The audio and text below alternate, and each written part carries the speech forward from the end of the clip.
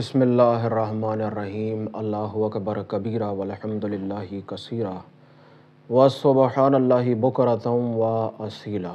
بہت سارے اس social media پہ آپ نے وظائف اور معاملات، وظائف ہیں، عملیات ہیں، چلہ کشی ہے، یہ کر لو تو ایسے ہوگا، وہ کر لو تو ایسے ہوگا، رزق ایسے بڑھے گا، روحانیت ایسے ملے گی۔ تو لطائف جو ہیں، لطائف پہ میں نے کبھی بات کی نہیں، انشاءاللہ تعالی لطائف پر بھی بات کروں گا۔ تو لطائف اس طریقے سے ہیں، ذکر آپ اس طریقے سے کریں، سانس کا ذکر اس طریقے سے کر لیں، زبان سے ذکر اس طریقے سے کریں تو یہ ہوگا، اس طریقے سے ہوگا۔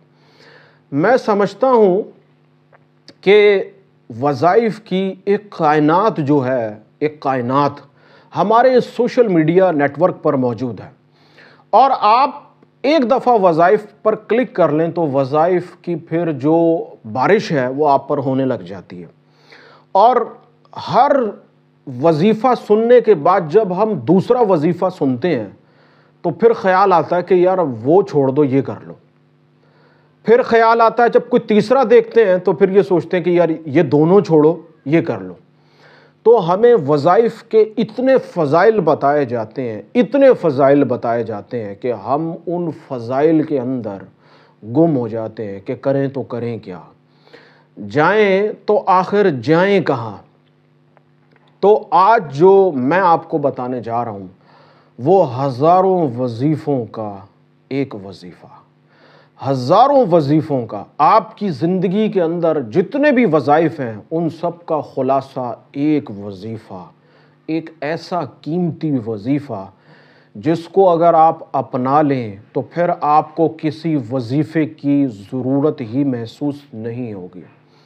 اور وظائف سے میری مراد وہ وظائف نہیں ہے، ایک تو یہ ہے کہ میں بعد نماز عشاء جو ہے ایک خاص وظیفہ پڑھتا ہوں، اس تعداد میں پڑھتا ہوں، اور یہ میری ایک ترتیب ہے، جیسے روزگار کے لیے پڑھ رہا ہوں، کاروبار کے لیے پڑھ رہا ہوں، خواتین شادی کے لیے پڑھ رہی ہیں، اور جیسے اسٹوڈنٹس ہیں، بچے ہیں، وہ اپنے پیپرز میں کامیابی کے لیے پڑھ رہے ہیں، کوئی رزق کے لیے پڑھ رہا ہے، کوئی بندش کے ٹوٹنے کے لیے پڑھ رہا ہے۔ مختلف قسم کے وظائف میں ان کی بات کر رہا ہوں۔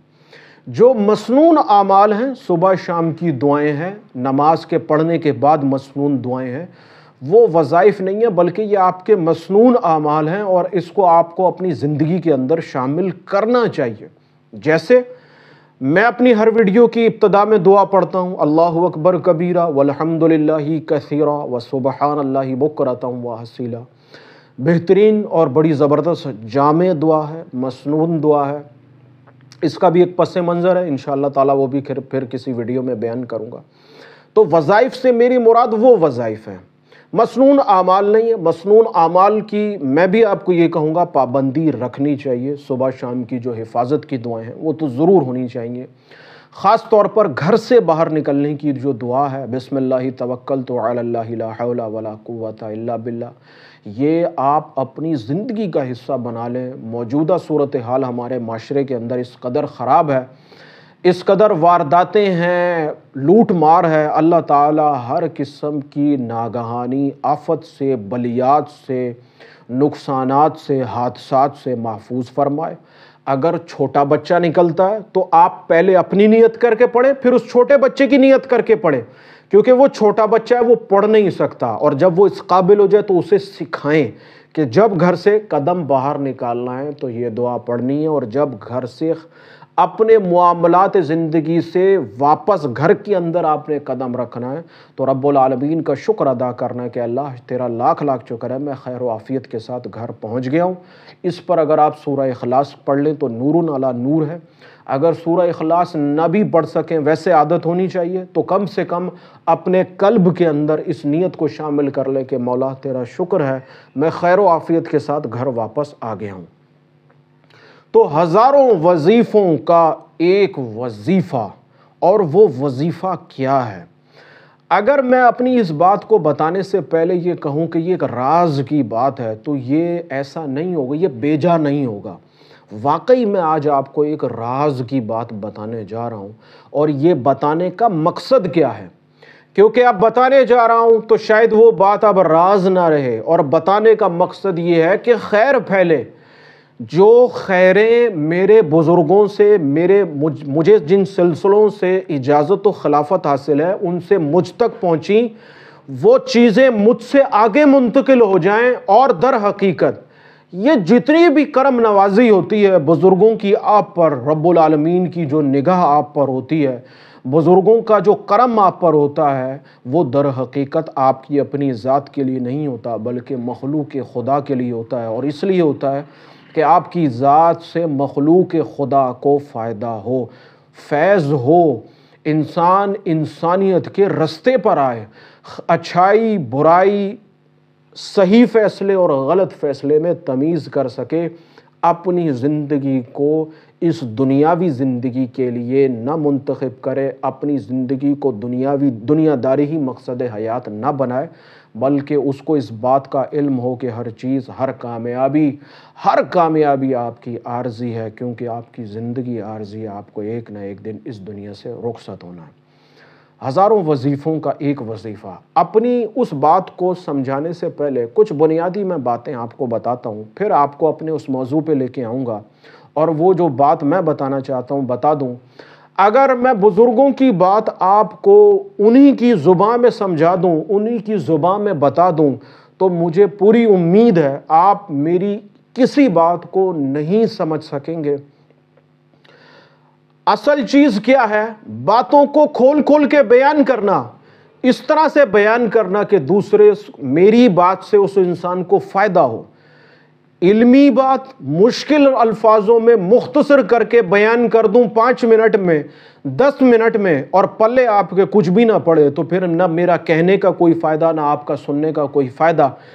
تو در حقیقت مقصد کیا ہے؟ مقصد یہ ہے کہ میری ذات سے، میری ان باتوں سے آپ کی زندگی میں، آپ کے معاملات میں، آپ کی فکر میں جو ہے وہ خیر کا جذبہ پیدا ہو۔ جو بزرگوں کے خیالات مجھے دیے گئے، کیونکہ ہم خیال منتقل کر رہے ہیں، جو کچھ میں کہہ رہا ہوں در حقیقت یہ میرا خیال ہے، آپ اس سے اتفاق بھی کر سکتے ہیں، اس سے اختلاف بھی کر سکتے ہیں، اسے قبول بھی کر سکتے ہیں، اسے رد بھی کر سکتے ہیں، کیونکہ میرا آپ پر، آپ کی ذات پر، آپ کے قلب پر جو ہے وہ کوئی اختیار نہیں ہے۔ تو در حقیقت جو خیالات مجھے ملے وہی خیالات میں آپ میں منتقل کرنا چاہتا ہوں، اس لیے کہ زندگی مختصر ہے، ایسا کام اپنی زندگی کے اندر ضرور کر جائیے جس سے مخلوق کو فائدہ ہو، اور بے لوث کر جائیے۔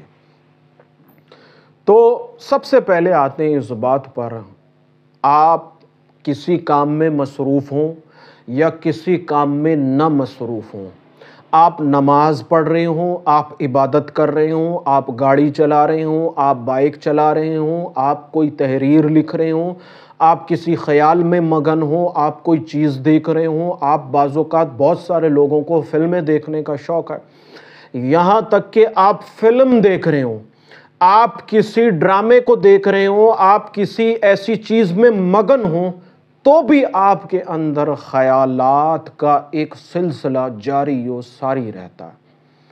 یہاں تک کہ آپ سونے لگیں گے تو بھی آپ کو خیالات آئیں گے، اور اس خیالات کے اندر ہی آپ سوتے چلے جائیں گے۔ آپ نہانے جا رہے ہیں، آپ کو بہت خیال آئیں گے، یہ کیوں ہوتا ہے؟ اس پر بھی انشاءاللہ تعالی ایک ویڈیو ضرور بناؤں گا کہ نہاتے وقت خیال کیوں آتا ہے، اور بہت زیادہ آتا ہے۔ تو آپ نہا رہے ہوں، یہاں تک کہ آپ نہا رہے ہیں آپ کو خیالات آ رہے ہیں، آپ جا رہے ہیں، آ رہے ہیں، آپ کی اس زندگی کے اندر کوئی لمحہ ایسا نہیں ہوگا جس میں آپ کو خیال نہ آئے، اور خیال کے ایک کے بعد دوسرا، دوسرے کے بعد تیسرا، تیسرے کے بعد چوتھا، یہاں تک کہ ایسا محسوس ہوتا ہے کہ یہ ایک ریل گاڑی ہے جو چلتی چلی جا رہی ہے، چلتی چلی جا رہی ہے، اور یہ ایک ایسی ریل گاڑی ہے جس میں ختم ہونے کا نام ہی نہیں ہے۔ اگر چل پڑی تو چلتی چلی جا رہی ہے، میں زندگی کا کوئی کام بھی کر لوں یہ رکتی نہیں ہے۔ تو اصل چیز کیا ہے؟ دیکھیے، ایک پرسنٹیج بتاتا ہوں، اور یہ جتنی بھی باتیں کر رہا ہوں اپنی اس بنیادی بات کو آپ کو سمجھانا چاہ رہا ہوں، ایک پرسنٹیج بتاتا ہوں۔ جیسے مثال کے طور پر میں 10% پہ کھڑا ہوں، خیالات جو ہے وہ مجھے 10% آتے ہیں اپنی پوری زندگی کے اندر۔ اب ایک ہم جائزہ لے رہے ہیں، ایک آپ کے سامنے ایک نظریہ پیش کر رہا ہوں، ایک ایسی بات پیش کر رہا ہوں جس پہ آپ غور و فکر بھی اختیار کریں۔ 10% مجھے خیال آتے ہیں اپنی پوری زندگی کے اندر۔ اب کیا کیا، مجھے یہ احساس ہوا کہ جب میں نماز پڑھ رہا ہوتا ہوں تو میرے خیال 10 سے 12 ہو جاتے ہیں، 12% آنے لگ جاتے ہیں، بڑھ جاتے ہیں۔ اب اچھے خیال بھی آ رہے ہیں، برے خیال بھی آ رہے ہیں، نفس و ہوس کے خیال بھی آ رہے ہیں، ایسے غلیظ خیال بھی آ رہے ہیں جس سے ایسا دل ایسا کہتا ہے کہ نماز توڑ دوں، خیال یہ کہتا ہے، ایسا خیال آ رہا ہے کہ اتنی آپ کو غلاظت فیل ہوتی ہے کہ دل چاہتا نماز توڑ دوں، پھر وضو کروں، پھر اپنے آپ کو پاک صاف کروں اور پھر نماز پڑھوں۔ اور پھر یہ عمل مشقت لگتا ہے اگر سردی کا موسم ہے اور ایسا خیال آ گیا، ایسا غلیظ خیال آ گیا، ایسا نفسی خیال آ گیا، اور پھر دل چاہا کہ وضو کر لوں اور دوبارہ نماز پڑھوں، تو یہ بڑا مشقت بھرا عمل ہے۔ ایسے لوگ جو ان باتوں کا اظہار نہیں کرتے ہیں وہ بڑی ہی تکلیف اور اذیت میں مبتلا رہتے ہیں۔ میں نے اپنے اس چینل کے اوپر اس حوالے سے بھی انشاءاللہ تعالیٰ ایک ویڈیو ضرور بناؤں گا کہ نفس و ہوس کے خیال، آپ پاک ہیں، آپ کا ذہن کے اندر پھر بھی یہ خیالات آتے ہیں، اس کی وجہ کیا ہے۔ انشاءاللہ تعالیٰ اس پر بھی ایک پوری مکمل ویڈیو بناؤں گا۔ تو اب کیا ہوا، نماز ختم ہوئی، جیسے تیسے کر کے نماز پڑھ لی، کبھی رکعتیں بھول گیا، کبھی پوری نہیں، بہرحال پڑھ لی۔ پڑھ لینے کے بعد اب وہ خیالات 10% پہ آ گئے، لیکن خیال آ رہا ہے۔ اب کیا کیا، میں نے 2 باتوں پر عمل کرنا شروع کیا۔ ایک میں نے کیا کیا، ایک میں نے فضول گوئی سے جو ہے وہ اجتناب کرنا شروع کر دیا۔ فضول گوئی سے بالکل پرہیز، فضول مذاق۔ بعض لوگ مذاق کے اندر گالیاں بھی دے دیتے ہیں، اور اس قدر ان کو اس کی عادت ہوتی ہے کہ ان کو خود ہی علم نہیں ہوتا کہ انہوں نے اس بات کے اختتام پر گالی دے دی ہے۔ تو سب سے پہلے میں نے کیا کیا، 2 باتوں پر عمل کیا۔ ایک، میں نے فضول گوئی بند کر دی، جس سے جو بات ہوتی تھی وہ کرنی ہے، جیسے گھر کے اندر اگر گفتگو چل رہی ہے تو وہ بات ہو رہی ہے، ورنہ کوشش یہ کی کہ میں اپنی زبان کو جو ہے وہ بند رکھ سکوں، کیونکہ اکثر و بیشتر ایسا ہوتا ہے کہ جو خیالات ہمیں آتے ہیں ہم اسی حوالے سے گفتگو کرنے لگ جاتے ہیں۔ مثال کے طور پر دوستوں کی گیدرنگ میں بیٹھے ہیں، اب دوستوں کے اندر ہنسی مذاق چل رہا ہے، اور پھر ہمارا المیہ یہ ہے کہ ہم دوستوں کی محفل میں بیٹھتے ہیں تو ہم مزید غلیظ ہو جاتے ہیں، ایک ویسے ہی غلیظ ہیں، مزید غلیظ ہو جاتے ہیں، پھر گالی گلوچ شروع ہو جاتی ہے، اور پھر یہ گالیاں جو ہیں ہمیں خیالات کی صورت میں آ رہی ہوتی ہیں۔ کیوں کہ جب بھی ہم کسی سے کوئی بات سنتے ہیں ہمیں خیال آتا ہے تو ہم وہ بات کہتے ہیں۔ یہ پروسیس اس قدر مختصر وقت میں ہو رہا ہوتا ہے جس کو ہم جج نہیں کر سکتے، ہم اس کا دورانیہ نوٹ نہیں کر سکتے کہ کتنے وقت میں ہمیں کیا خیال آیا۔ اب دوست نے بات کی، وہ ہنسی مذاق تھی، ہم نے بات کا جواب دیا، دیتے دیتے ہم نے گالیاں دینا شروع کر دیں، کیونکہ خیالات آ رہے ہیں۔ تو سب سے پہلے میں نے کیا کیا، فضول گوئی سے پرہیز شروع کر لیا، کوشش کی اپنی زبان کو بند رکھنے کی، جہاں گفتگو کی ضرورت ہوئی وہاں گفتگو کی، جہاں بات کی ضرورت ہوئی وہاں بات کی، لیکن کوشش یہ کی کہ میں خاموش رہ سکوں۔ پہلا کام میں نے یہ کیا، یہ آدھا کام ہے، ایسا نہیں ہے کہ اس کام سے میری پوری جان چھوٹ جائے گی، ایسا نہیں ہے، یہ آدھا کام ہے۔ اب آدھا کام کیا ہے؟ آدھا کام یہ ہے کہ میں نے مراقبہ کرنا شروع کر دیا۔ مراقبے کے اندر خیالات جو ہیں وہ 10% سے 12 پہ نہیں آتے، 10% سے 20% پہ جاتے ہیں، ڈبل ہو جاتے ہیں۔ اور سب سے بڑی جو پریشانی مراقبے کے اندر ہوتی ہے وہ خیالات کا آنا ہے۔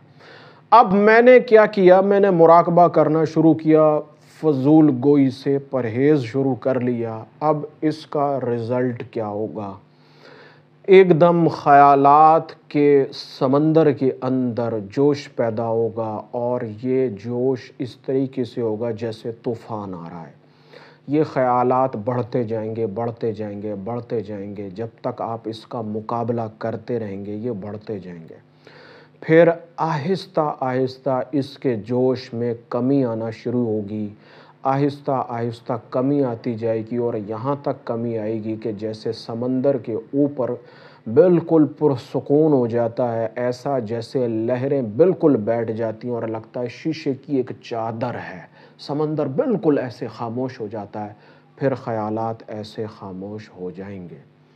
تو یہ ہمارے روزمرہ کا ایک مسئلہ ہے، ایک المیہ ہے۔ اب آتے ہیں ہزاروں وظیفوں کا ایک وظیفہ۔ ہزاروں وظیفوں کا ایک وظیفہ کیا ہے؟ بے خیال ہو جانا۔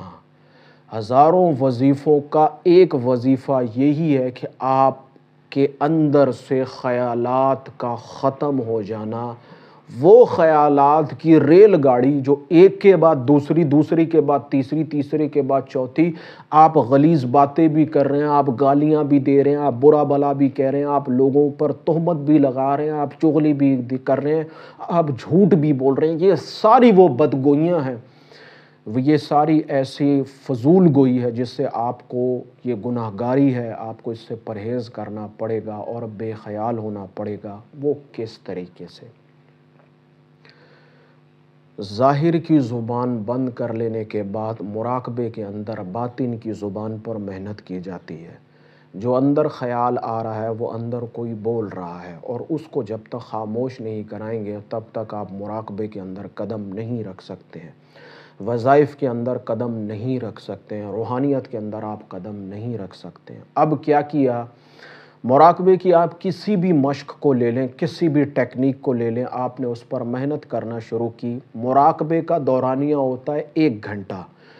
پورے 24 گھنٹوں میں سے اگر آپ 8 گھنٹے سوتے ہیں، 1 گھنٹہ مراقبہ کرتے ہیں، تو باقی کے جو 8 گھنٹے 10 گھنٹے ہیں، اس کے اندر آپ نے فضول گوئی نہیں کرنی، آپ نے خاموشی کو اختیار کرنا ہے۔ گو کہ یہ ایک مشکل کام ہے، لیکن جو میں چیز آپ کو بتانے جا رہا ہوں یہ بھی ایک نسخہ کیمیا، میں کہوں گا نسخہ کیمیا ہے۔ اگر کر لیں گے تو پھر آپ جان جائیں گے کہ آپ کیا ہیں۔ اب کیا ہوا کہ پرسنٹیج جو ہے مراقبہ کیا، فضول گوئی سے پرہیز کی، پرسنٹیج آہستہ آہستہ نیچے آنا شروع ہوئی۔ میں 1 مہینے کے اندر جو ہے نا مستقل مزاجی کے ساتھ کرتا رہا، میں 10 سے 9 پر آ گیا۔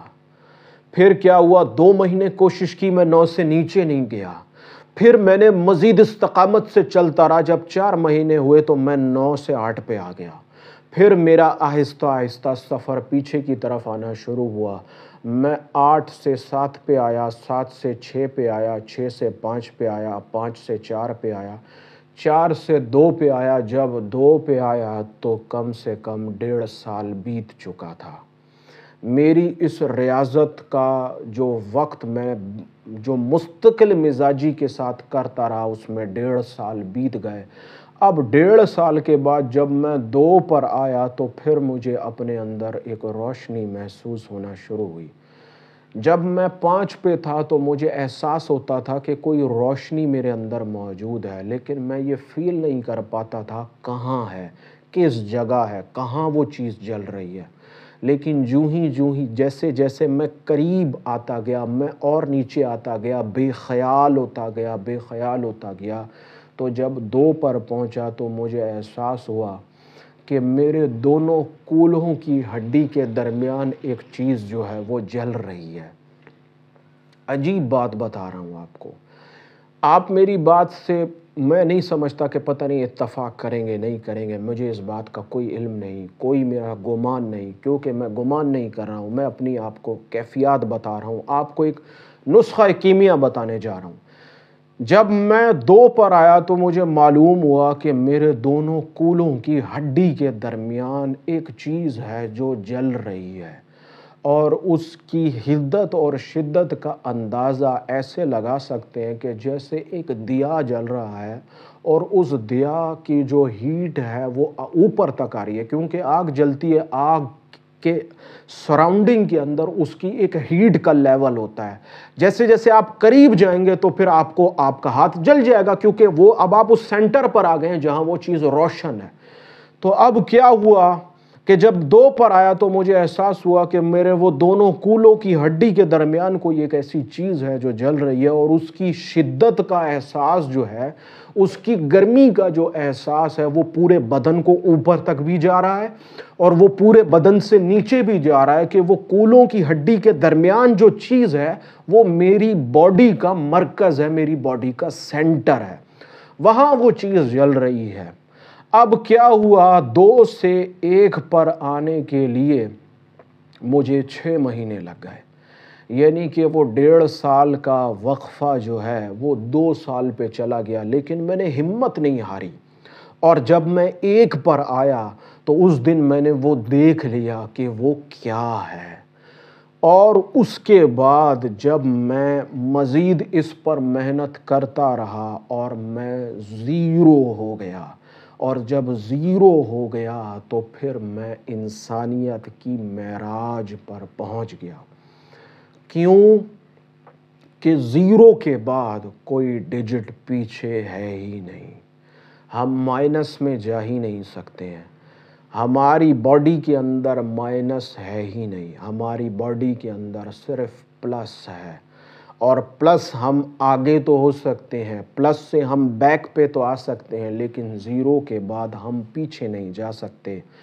جب آپ اپنی اس ریاضت کے اندر 0 ہو جائیں گے تو پھر آپ اس دن جان لیں گے کہ آپ کا جو مرتبہ اور مقام ہے وہ فرشتوں جیسی نورانی مخلوق سے بھی افضل ہے۔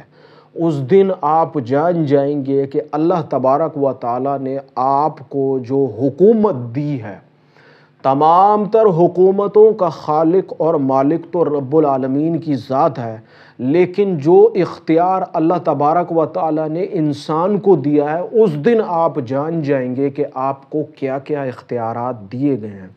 اس دن آپ جان جائیں گے کہ اس عالم کے علاوہ میں اور کتنے عالموں میں موجود ہوں۔ اس دن آپ یہ بات جان جائیں گے کہ میری زندگی کی حقیقت کیا ہے۔ اس دن آپ پر آپ کی ذات کا پردہ اٹھ جائے گا، آپ جان جائیں گے موت کی حقیقت کیا ہے، زندگی کی حقیقت کیا ہے، عالموں کی حقیقت کیا ہے، جنت اور دوزخ کے معاملات کیا ہیں، روحانیت کے اندر دیگر ارواح کیا مقام رکھتی ہیں۔ اس دن آپ پر آپ کی ذات کا راز جو ہے وہ ظاہر ہو جائے گا۔ ہزاروں وظیفوں کا ایک وظیفہ بے خیالی ہے، زبان کی بے خیالی، قلب کی بے خیالی۔ جس دن آپ اس بے خیالی کو پہچان لیں گے، جان جائیں گے، پا لیں گے، اس دن آپ کو معلوم ہوگا کہ آپ کی حکومت جو ہے وہ چاند ستاروں پر بھی ہے۔ اس دن آپ جان جائیں گے کہ سورج کی طاقت سے کئی لاکھ گنا طاقت جو ہے وہ اللہ تبارک و تعالیٰ نے آپ کو دی ہے۔ اس دن آپ جان جائیں گے کہ زمان اور مکان کی حقیقت کیا ہے۔ اس دن آپ جان جائیں گے کہ آپ صرف مستقبل میں ہی نہیں، آپ ماضی میں بھی جا سکتے ہیں، اور صرف ایسا ہی نہیں کہ جب آپ پیدا ہوئے تھے، مطلب میں ہوں، میں صرف اپنے ماضی میں جا سکتا ہوں، ایسا نہیں ہے۔ آپ ہزاروں سال پیچھے بھی جا سکتے ہیں، آپ ہزاروں سال آگے بھی جا سکتے ہیں، آپ ہزاروں سال بعد کیا ہونے والا ہے آپ وہ بھی دیکھ سکتے ہیں، اور ہزاروں سال پہلے کیا ہو چکا آپ وہ بھی دیکھ سکتے ہیں۔ دنیا کی ابتدا، زندگی کی ابتدا کس طریقے سے ہوئی آپ وہ بھی دیکھ سکتے ہیں۔ آپ کو اللہ تبارک و تعالیٰ نے جو کچھ عطا کیا وہ سب آپ پر ظاہر ہو جائے گا۔ میں دعویٰ نہیں کر سکتا کیونکہ حرف آخر جو ہے وہ اللہ تبارک و تعالیٰ کی ذات ہے، لیکن اتنا ضرور کہوں گا کہ سوشل میڈیا کے اوپر آپ کو یہ چیز شاید کہیں نہ ملے کہ آپ کو 10% سے 0 ہونا ہے۔ جس دن آپ مراقبے کے اندر 0 ہو گئے، آپ کو معلوم ہو جائے گا کہ آپ کیا ہیں، کیا کیا اختیارات ہیں، آپ کیا کیا کر سکتے ہیں، آپ کیا ہیں، آپ کی حقیقت کیا ہے۔ تو ایک ایسا وظیفہ جس میں کچھ پڑھنا ہی نہیں ہے، ایک ایسا وظیفہ جس میں کچھ کرنا ہی نہیں ہے، صرف بے خیال ہونا ہے۔ اور یہ جو میں نے آپ کو 10% سے 0 پہ لانے کے لیے 2 سال کا وقفہ بتایا، یہ ایک مثال کے طور پر بات کی۔ آپ اس پر جتنی محنت کریں گے اتنے آپ اس میں کامیاب ہو سکتے ہیں۔ میں ایسی باتیں آپ کے سامنے نہیں کر سکتا ہوں، ایسے فضائل نہیں بتا سکتا ہوں کہ جس کو بتانے کے بعد آپ اس عمل کے پیچھے بھاگ پڑیں۔ کیوں؟ آپ اس کو اس صورت میں کر سکیں گے جب آپ کے اندر استقامت ہوگی، آپ کے اندر مراقبہ کرنے کا شوق ہوگا، آپ تبھی کر سکتے ہیں۔ اگر آپ فضائل سن کے کریں گے تو میں آپ کو دعوے سے کہتا ہوں آپ بھاگ جائیں گے۔ کیوں کہ یہ رستہ کٹھن ہے، یہ معاملہ کٹھن ہے۔ اپنے آپ سے لڑنا بڑا مشکل کام ہے، اپنی خواہشات سے لڑنا بڑا مشکل کام ہے، اپنی زبان سے لڑنا، اپنے خیالات سے لڑنا بڑا مشکل کام ہے۔ اس کے اندر وہی کامیاب ہو سکتا ہے جو اس پر محنت کرے گا۔ کسی قسم کی کوئی اجازت کی ضرورت نہیں ہے، آپ کر سکتے ہیں۔ آپ کسی ایسے رہبر کی رہنمائی لے سکتے ہیں جو مراقبے میں آپ کی رہنمائی کر دے، جو آپ کو مراقبے کے اعمال پر صحیح طریقے سے بٹھا دے۔ آپ اس سے رہنمائی لیں اور بیٹھ جائیں اور محنت کریں۔ یہ بات ہمیشہ یاد رکھیے گا، اگر باطن میں کچھ ہوگا اور ظاہر میں کچھ ہوگا تو میں آپ کو اگر اس میں اعظم بھی بتا دوں تو بھی کوئی فائدہ نہیں ہے۔ جو باطن میں ہے وہی ظاہر پہ ہونا چاہیے، جو ظاہر میں ہے وہی باطن پہ ہونا چاہیے۔ مثلاً ایک ریاضت میں یہ کر رہا ہوں بے خیال ہونے کی، لیکن زبان سے میں جھوٹ بولتا ہوں، لوگوں کی دل آزاری کرتا ہوں۔ آپ کو اندازہ نہیں ہے کہ جب آپ کسی کو تکلیف پہنچاتے ہیں تو اس تکلیف کا اثر آپ کی روح پر، آپ کی ذات پر کیا پڑتا ہے۔ اگر آپ کو یہ پتہ چل جائے تو میں سمجھتا ہوں کہ آپ چونٹی کو بھی تکلیف دینا چھوڑ دیں۔ میں سمجھتا ہوں کہ آپ کو خوف لاحق رہے کہ کہیں میرا پاؤں قدم چوٹی پہ نہ آ جائے، کہیں میری ذات سے اسے تکلیف نہ پہنچ جائے، کیونکہ آپ کو اندازہ نہیں ہے تکلیف کا، اس تکلیف کے عمل کا رد عمل کیا ہے۔ پھر کسی انسان کو تکلیف دینا، اس کی حق تلفی کرنا، اس کی دل آزاری کرنا، اس کا وبال کیا ہوگا اس کا اندازہ نہیں ہے۔ اور بالفرض آپ یہ اعمال بھی کر رہے ہیں اور آپ سے خطائیں بھی سرزد ہو رہی ہیں، تو پھر یاد رکھیں کہ آپ اس اعمال کے رد عمل کو ہی ہٹاتے رہ جائیں گے۔ یہ جو پرتیں آپ کے اوپر دل آزاری کی، حق تلفی کی، جھوٹ کی، غیبت کی پرتیں چڑھ گئی ہیں، آپ ان پرتوں کو کاٹتے رہ جائیں گے، لیکن کبھی آپ قلب کے اس نقطے پہ نہیں پہنچ سکیں گے جسے بے خیال کرنا ہے، آپ کبھی نہیں پہنچ سکیں گے۔ تو سب سے پہلے بنیادی چیز کیا ہے کہ آپ کا ظاہر بہتر ہو۔ میں نے آپ کو 2 باتیں بتائیں۔ پہلی بات فضول گوئی، اصل چیز کیا ہے؟ آپ کی زبان کی بدگوئی ہے۔ کیا ہے؟ جھوٹ بولتی ہے، غیبت کرتی ہے، کسی کو تکلیف پہنچاتی ہے، گالیاں دیتی ہے، غلیظ باتیں کرتی ہے، اور پھر آپ اسی زبان کو اللہ کے ذکر میں لاتے ہیں تو کیسی منافقت ہے۔ سوچے تو صحیح، غور تو کریں کہ کیسی منافقت ہے۔ اسی زبان سے میں نماز پڑھتا ہوں، اسی زبان سے میں دھوکہ دیتا ہوں، تو پھر کیا میری زبان اس لائق ہے؟ کیا میرا عمل اس لائق ہے؟ مجھے بتائیے۔ اور پھر بھاگتے پھرتے ہیں روحانیت کی طرف، بھاگتے پھرتے ہیں وظائف کی طرف۔ ایک معاشرہ تو ترتیب دے، اللہ تبارک و تعالیٰ کو بتائیں تو صحیح، مولا یہ عمل تھا، اس پر توبہ کرتا ہوں، اے اللہ اس پر توبہ کرتا ہوں اور اس عمل پر آنے کی تجھ سے درخواست کرتا ہوں، اللہ تو توفیق دے دے، اللہ تو توفیق دے دے۔ کیوں؟ تو ہی تو حاجت روا ہے، تو ہی تو مشکل کشا ہے، تو ہی نے تو دینا ہے، اور اگر تو نہیں دے گا تو پھر کون دے گا؟ اگر ظاہر باطن الگ ہے تو کچھ نہیں ہو سکتا۔ اولیاء کرام، بزرگان دین وظائف نہیں پڑھاتے، چلوں میں نہیں ڈالتے، تربیت کرتے ہیں، ادب سکھاتے ہیں، عشق سکھاتے ہیں، انسانیت سکھاتے ہیں، انسانیت کے اصول سکھاتے ہیں، اور پھر جب وہ سکھاتے ہیں تو پھر اس سے بھی ایک ولی پیدا ہوتا ہے، اس سے بھی ایک درویش پیدا ہوتا ہے، اس سے بھی ایک فقیر پیدا ہوتا ہے۔ تو آج کا جو نسخہ کیمیا ہے، ہزاروں وظیفوں کا ایک وظیفہ، بے خیال ہو جانا، ایسا بے خیال ہو جانا کہ پھر کچھ بھی باقی نہ رہے۔ اور اس کا مقصد یہ نہیں کہ آپ کی دنیا نہیں رہے گی، آپ کی دنیا بھی رہے گی، آپ کی آخرت بھی رہے گی، اور دنیا ہی تو آخرت ہے۔ دنیا میں کیا ہوا عمل ہی تو آخرت ہے، دنیا میں کی ہوئی نیکیاں ہی تو آخرت ہیں، ورنہ آخرت تو کچھ نہیں۔ آخرت وہی تو ہے کہ جو میں کر رہا ہوں، جو میں کروں گا، یہی تو آخرت ہے میری، یہیں سے تو میں آخرت کا سامان جوڑ رہا ہوں۔ تو اپنی اس ویڈیو کے اختتام پر ایسا نہیں ہے کہ یہ ٹاپک ختم ہو گیا، یہ نقطہ ختم ہو گیا، یہ نقطہ باقی ہے، یہ نقطہ ابھی بھی تحقیق کا محتاج ہے۔ اور پھر میں تحقیق کرنے میں، مجھے تحقیق کا شوق ہے، آپ کے اندر بھی تحقیق کا شوق ہونا چاہیے، علم کے دروازے کھلیں گے، عمل کے دروازے کھلیں گے۔ تو اللہ تبارک و تعالیٰ کی بارگاہ میں بڑی عاجزانہ دعا ہے، اللہ تبارک و تعالیٰ ہمارے علم میں، ہمارے عمل میں وسعت پیدا فرمائے، اللہ تبارک و تعالیٰ ہمیں خیریں عطا فرمائے، اور ہماری ذات سے اربوں کھربوں انسانوں کو خیر کا ذریعہ بنائے، ہماری ذات کو اللہ تبارک و تعالیٰ اربوں کھربوں انسانوں کی اصلاح کا ذریعہ بنائے، ہمدردی کا ذریعہ بنائے، ان کی بہتری کا ذریعہ بنائے، ان کو زندگی کی طرف لانے کا ذریعہ بنائے۔